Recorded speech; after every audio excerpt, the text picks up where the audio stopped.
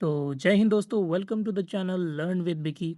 तो अगर आप एसएससी जीडी की तैयारी कर रहे हो या फिर आप सोच रहे हो कि 2027 में एसएससी जीडी की नौकरी लेनी है, तो कुछ स्ट्रैटेजी है जिनको आपको अपनाना होगा एंड उसको अच्छी तरह से फॉलो करना पड़ेगा। और स्मार्ट स्ट्रैटेजी और बेस्ट रिसोर्सेज के साथ, परफेक्ट प्लानिंग के साथ सिलेक्शन में कॉन्फिडेंस आएगा और उस कॉन्फिडेंस से आप सिलेक्शन ले ही लोगे। तो एग्ज़ाम देने से पहले हमें एग्ज़ाम पैटर्न का ओवरव्यू समझना होगा कि एग्ज़ाम पैटर्न होता कैसा है। तो एसएससी जीडी में टोटल 80 क्वेश्चंस होते हैं एंड एक-एक क्वेश्चंस का 2 मार्क्स करके मिलता है एंड उस एग्ज़ाम को देने के लिए आपको टोटल टाइम मिलेगा 60 मिनट्स। तो 60 मिनट के अंदर आपको ऐसा एग्ज़ाम में फोड़ना है ताकि ज़्यादा से ज़्यादा नंबर मिले और आपके सिलेक्शन के चांसेस और भी बढ़ जाएँ। इसमें अब अगर हम सब्जेक्ट्स की बात करें तो जनरल इंटेलिजेंस एंड रीजनिंग मतलब जीआई और रीजनिंग आती है। General knowledge and general awareness मतलब जीके, जीएस ये सब आती है। एलिमेंट्री मैथमेटिक्स मतलब आपका क्लास 10th के बोर्ड के एग्ज़ाम्स अगर आपने दिए हैं, जो कि दिए ही होंगे, तो उस लेवल के मैथमेटिक्स आते हैं। उस लेवल का मैथमेटिक्स आता है एंड इंग्लिश और हिंदी। आप इन दोनों में से कोई एक चूज़ कर सकते हो। एंड नेगेटिव मार्किंग ये सबसे इंपॉर्टेंट है कि नेगेटिव मार्किंग आती है 0.25 मतलब एक क्वेश्चन गलत हुआ तो तुम्हारे 0.25 मार्क्स कट जाएँगे। समझ रहे हो? तो स्ट्रैटेजी बनाएँ कैसे कि पढ़ना क्या है, कैसे पढ़ना है? तो रीज़निंग के कुछ इंपॉर्टेंट टॉपिक्स हैं जैसे प्रैक्टिस पज़ल्स। पज़ल्स को प्रैक्टिस करना है, कोडिंग, डिकोडिंग, एनालॉजीज़, सिलोजिज़्म इन सबको डेली प्रैक्टिस करनी है। हाँ, मानते हैं कि रीज़निंग काफ़ी ईज़ी हो जाती है as compare to mathematics and different subjects, लेकिन रीज़निंग को स्ट्रॉन्ग बनाए रखने के लिए ये puzzles, coding, decoding, analogies and syllogism इन सबको डेली बेसिस पे प्रैक्टिस करते जाना है। जीके, जीए में क्या करना है? तो जीके जीए में फोकस ऑन स्टैटिक जीके, ठीक है? Current affairs and Indian history, polity, geography ये सब पे हमें ध्यान देना है।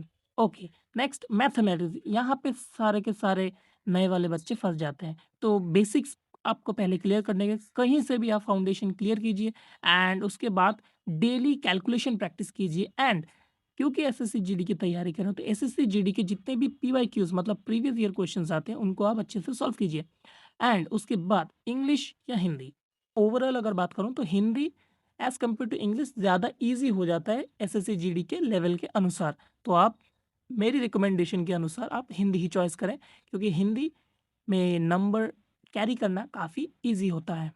ओके, तो अभी डेली प्लान आपका कैसा होगा? तो आप ये वाला रूटीन भी फ़ॉलो कर सकते हैं। तो रूटीन को पहले देखते हैं। 5 बज के सुबह उठना है आपको, 5 से 6 बजे तक फिज़िकल फ़िटनेस पे ध्यान देना है। फिज़िकल फ़िटनेस मतलब क्योंकि एसएसजीडी की तैयारी करो तो आपको बहुत ही फिट रहना पड़ेगा, रनिंग वगैरह करनी पड़ेगी, एक्सरसाइज़ वगैरह करना पड़ेगा, ओके। उसके बाद सिर्फ़ फिज़िकल फ़िटनेस से काम नहीं बनेगा, आपको एग्ज़ाम भी क्लियर करना होगा। सो इसीलिए साढ़े 6 से 9 बजे तक आप रीज़निंग प्रैक्टिस कर सकते हैं। फिर साढ़े 9 से साढ़े 11 बजे तक आप जीके, जीएस वो सब पढ़ सकते हैं। फिर 12 बजे से 1 बजे तक मैथमेटिक्स की प्रैक्टिस कर सकते हैं। उसके बाद थोड़ा-सा गैप लेके हम 4 बजे लेंगे इंग्लिश या हिंदी क्योंकि आप हिंदी तो हिंदी ही लेंगे, ठीक है? 7 बजे से 9 बजे तक मॉक टेस्ट लगा सकते हैं या फिर प्रीवियस ईयर क्वेश्चंस को आप रिवीजन कर सकते हैं और उसके बाद 9 से साढ़े 9 रिवीजन एंड एनालिसिस।